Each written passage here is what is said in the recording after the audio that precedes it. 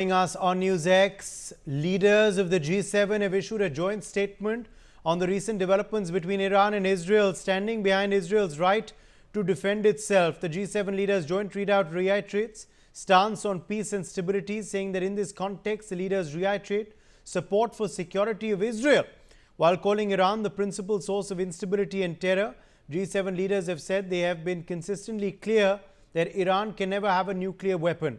Leaders of the G7 have now called for de-escalation of hostilities in the region.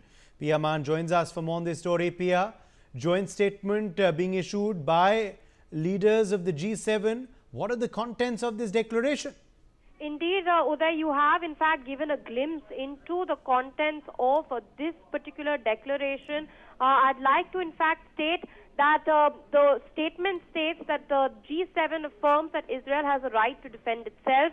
It also goes on to state that the G7 nations have been consistently clear that Iran can never have a nuclear weapon. They've also gone on to speak about the broader conflict in the Middle East, especially between Israel and Hamas. They've urged for a resolution of the Iranian crisis, and they've hoped that this leads to a broader de-escalation of hostilities in the Middle East, including a ceasefire in Gaza.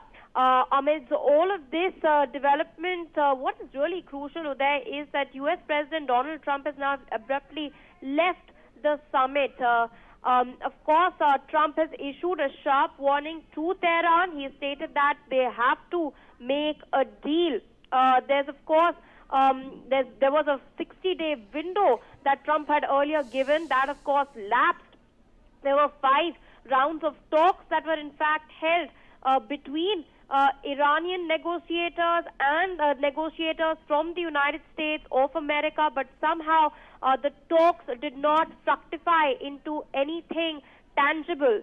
So that, of course, happened earlier. But what's interesting is, Uday, the tone and tenor of this particular statement is in direct contrast to the statement that was made by the Shanghai Cooperation Organization earlier. Remember, Uday, the Shanghai Cooperation had, in fact, expressed concerns. They had stated that Israel's actions had constituted an infringement on Iran's sovereignty.